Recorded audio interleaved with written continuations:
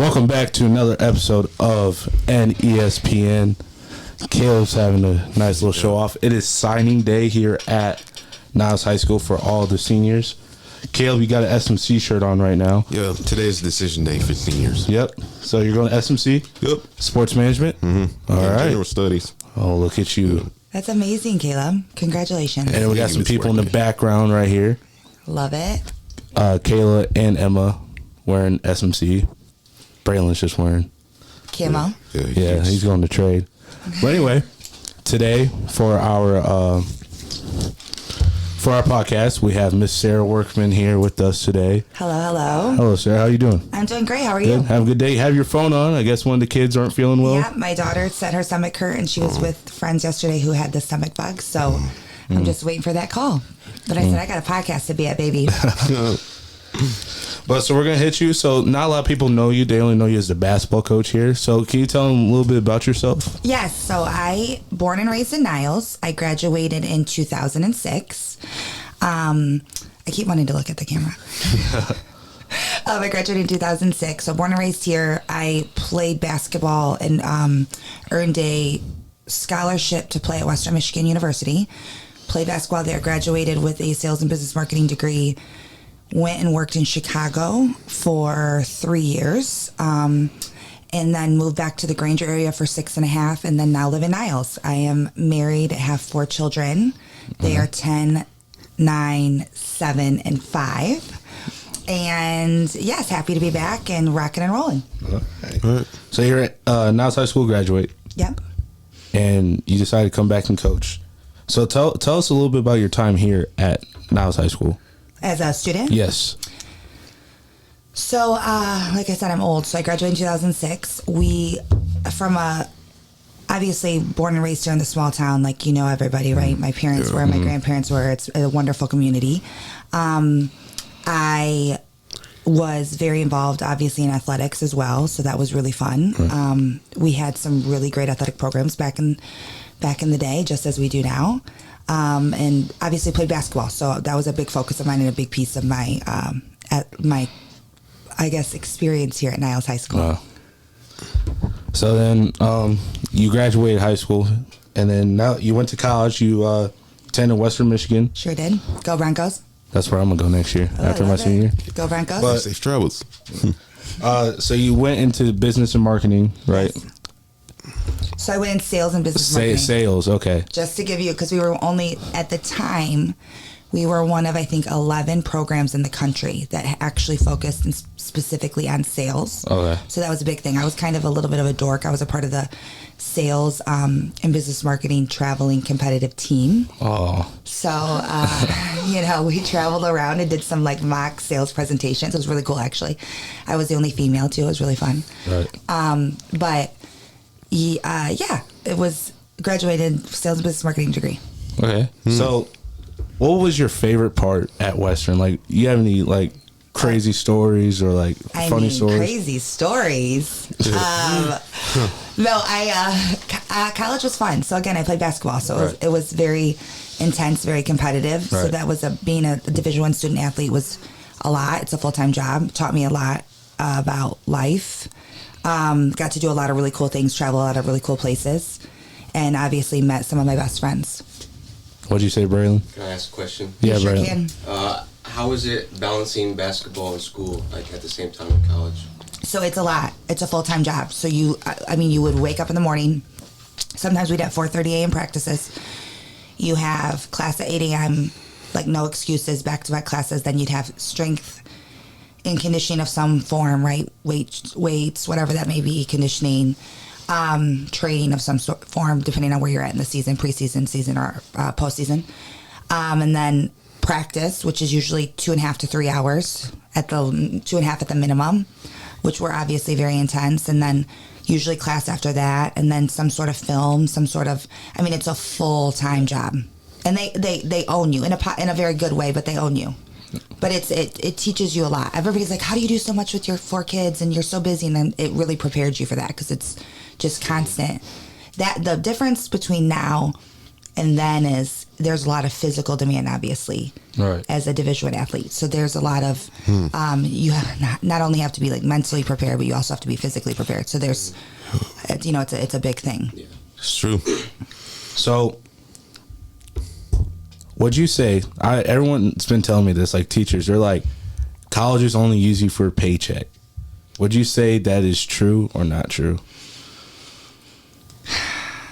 I see both sides of it. I think it depends on what you're going into. Right. So I'm a recruiter as well. I own a recruiting firm. And so I do a lot of prepping and talking with candidates and a lot of entry-level candidates and a lot of students. Right. And I would say it really just depends on what field you go into. I always say just capitalize whatever you're going to do it as lean as possible. So capitalize on the opportunity depending on what field you're going into. So if it's something that you if you're going into something that you necessarily don't need an education or need a specific level of schooling, then don't do it. But you may. It just depends on what you go into. All right. Kaleb, hit her with the next question. All right. Where is your husband from? He attended school for basketball. Yep. Tell us about him. So my husband, his name's John, and he is from LaGrange, Indiana. John graduated in 2006 from Lakeland High School as well. He was a stud. Got to give him a little shout out. So I actually met him at Western Michigan. We both played basketball. We were both number 3. Oh. Yeah, pretty cool. Oh. So we were best friends for a couple years and then started dating. But he played basketball as well. You can see him around. He's a big guy. Yeah. Big guy. Can't miss him. You can't miss him. Can't miss him. Tallest guy in the room usually. All right. So years come by. You have your kids. Tell us a little about your kids. Go one by one. Okay. Go the oldest to the youngest. Okay, so all of you guys know my kids very, very well. Right. Because they're in the gym all the time. So Eddie's 10. Then Johnny. So Eddie and Johnny are a year and 10 days apart.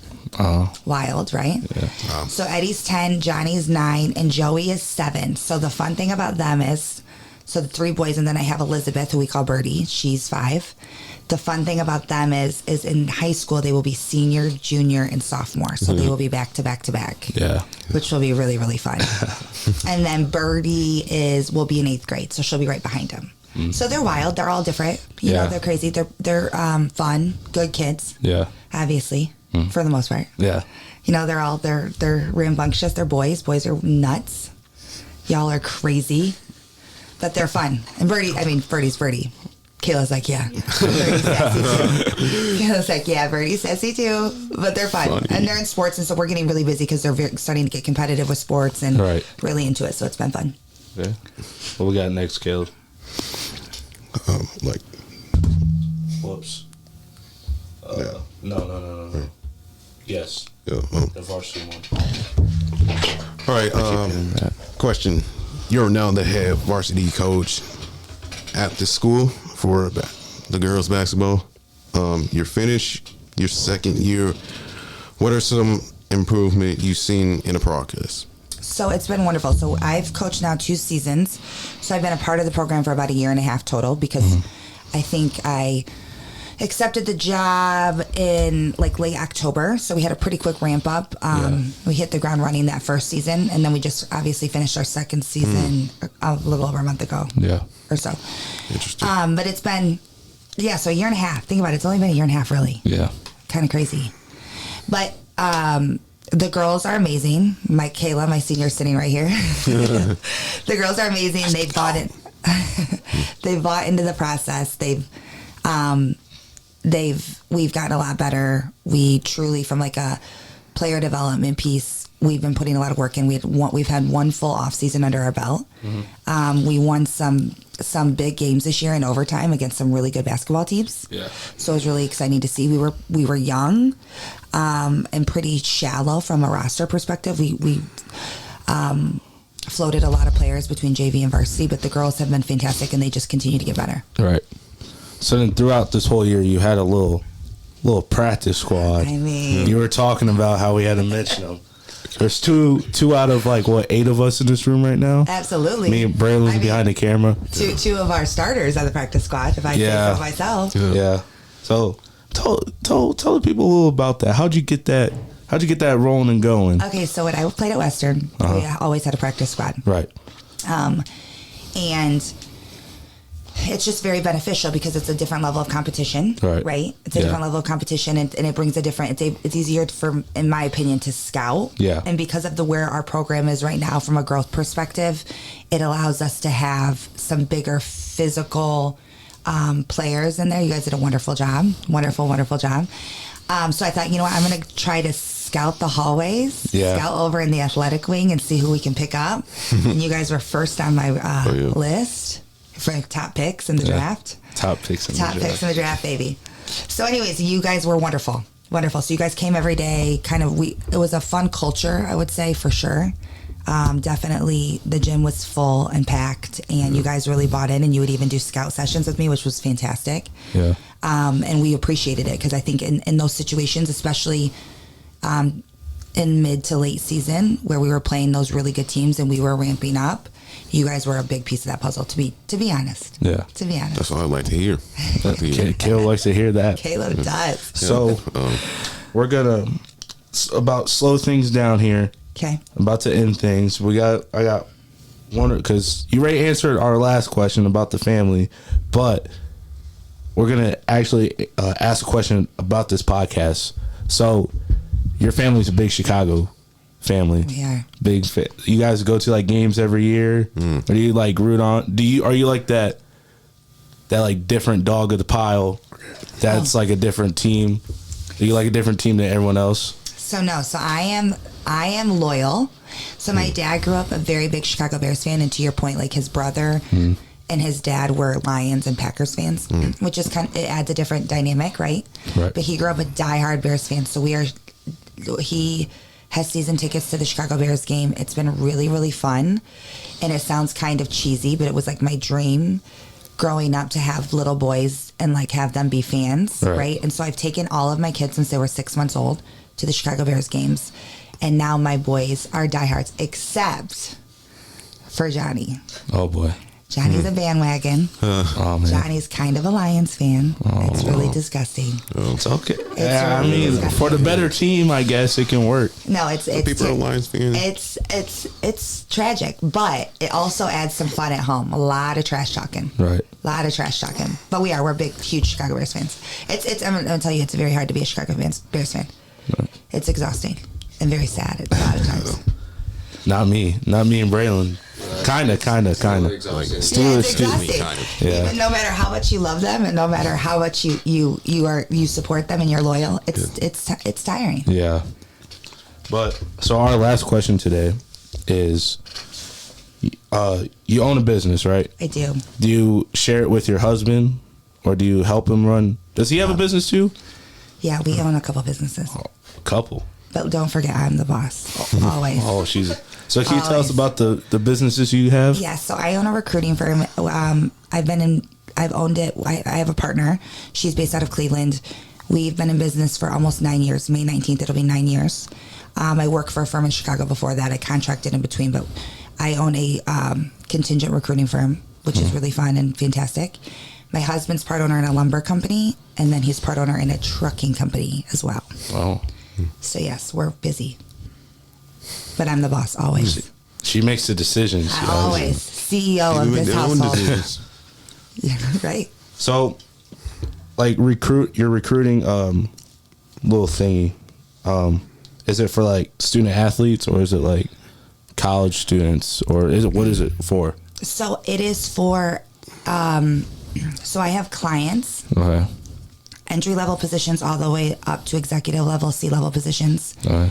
That we were a contingent recruiting firm with permanent placement. So we permanently place our candidates into companies. Okay. So people sometimes get confused, like I'm a headhunter, where I like help people find jobs. It's the opposite. Our clients come to us, companies come to us and give us a specific profile, and then we go and fill the roles. Oh, okay. But side note, obviously I'm very passionate about athletics and passionate about the student athlete experience and the transition. I did lead a division of my previous firm where we specifically focused on placing collegiate, professional, and Olympic athletes, Wow. which was really fun. That was when I was young and in Chicago with no kids and worked my butt off. Right. I mean, I'm still working my butt off. But, so I did have a student athlete piece to that. Okay. Caleb's got the last question for you. All right, so the grand finale.